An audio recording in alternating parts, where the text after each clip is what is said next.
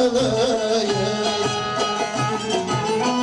İkimiz de bir boydayız, biz delikanlıyız. İkimiz de bir boydayız. İşte şimdi kocaman alkış hak ettiler. Koş kocaman.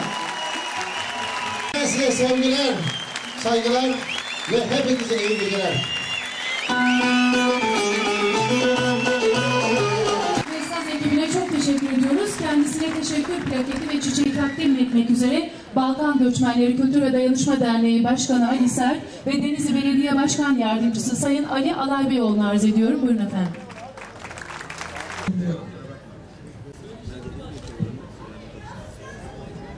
Teşekkür ediyorum. Ben teşekkür ediyorum Sayın Başkanım.